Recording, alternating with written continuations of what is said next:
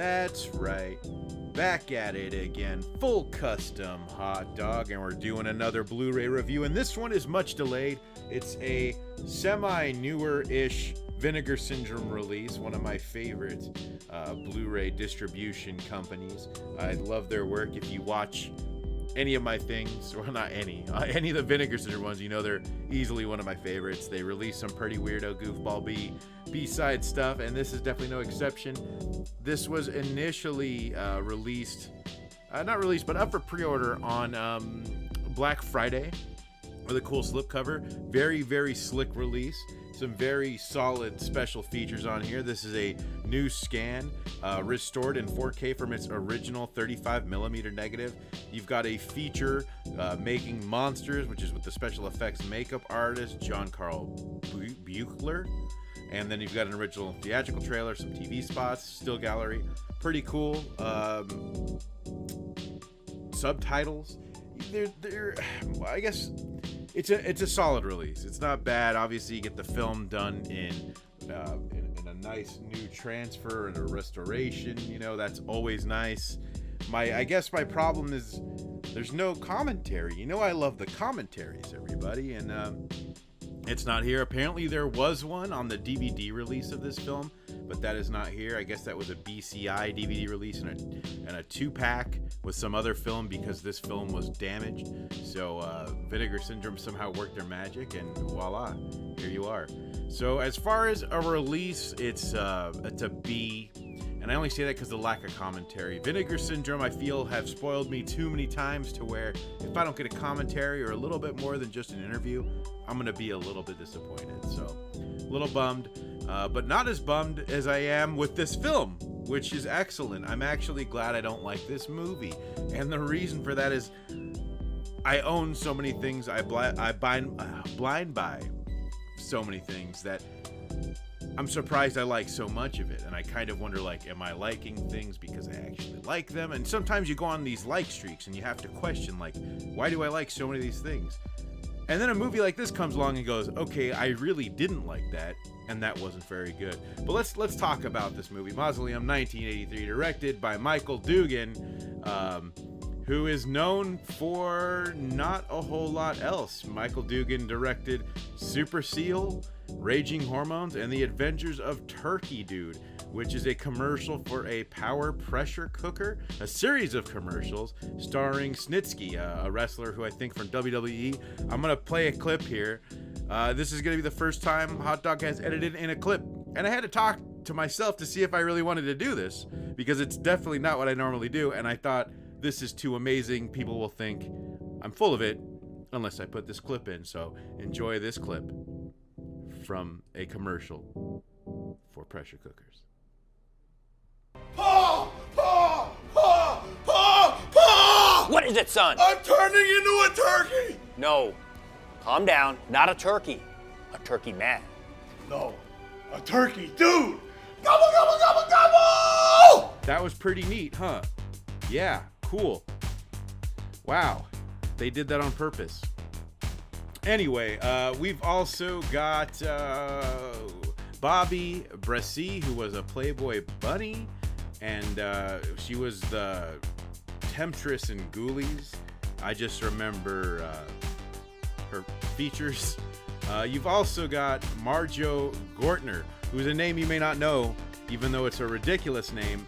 I mainly recognize him from Star Crash, which is just an amazing film, a total rip-off of Star Wars. He played Acton, the curly-headed goofball. He's also a curly-headed doofus in this. Really interesting character because, not Acton, but Marjo, and I don't even know if I'm saying that right. M-A-R-J-O-E. What kind of name is that? If it was Spanish, it'd be Marjoe? That sounds better than Marjo. Marjo was the world's youngest ordained minister at 4 years old, eventually leaving the church and heading off for Hollywood. I mean, he was already partially famous, so of course you would want this goofball in your movies, and just kind of made a string of bad, big-budget movies. Obviously, I mentioned Star Crash. He was in this piece. Earthquake. A bunch of films that actually look kind of cool but have pretty rough reviews, but I kind of want to check them out. When You're Coming Back, Red Ryder looked kind of neat. Sidewinder 1 looks cool. I don't like. Oh, Food of the Gods also with. I think that's with the giant rats. I don't think this guy is very good. I don't know. He's like too nice. He's like the nice T-ball dad, but who might have weird pornography stashed somewhere. So I'm not really a fan. So yeah, they're in this movie. And what is this movie about? According to IMDb, a woman traumatized by her mother's death. Let's see. Traumatized by her mother's death, young Susan is becoming possessed by the same demon that possessed her mother before she died. More and more, her husband and psychiatrist are noticing the strange changes. And it is incredibly boring. There are some neat kills, some cool effects. Nothing really stood out effects-wise, besides being budgety, which is usually cool.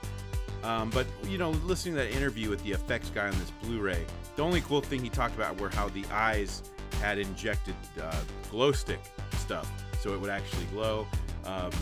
Deaths are neat, nothing too crazy. The best one being someone's heart getting eaten out by a pair of demonic titties, and that's kind of neat. Maybe I have seen that before. I don't know. It's at least in the top 3 films that I could think of with demon titty eating heart creatures. That's kind of neat, I guess. Besides that, though, I thought this was an absolute bore. It took me a couple times to watch it, and I did not enjoy myself, except for the titty beast. She just kind of wants to bang people. Maybe the demon, I guess, makes her, and then she kills them. But this movie had a lot of fans, so I bought this for 2 reasons. I heard a lot of people talk it up, and then the Black Friday thing. I couldn't say no to a limited edition. Very difficult for me sometimes, especially when you're in the spirit of Black Friday. But this is definitely, so far, the weakest of the things that I've picked up from that.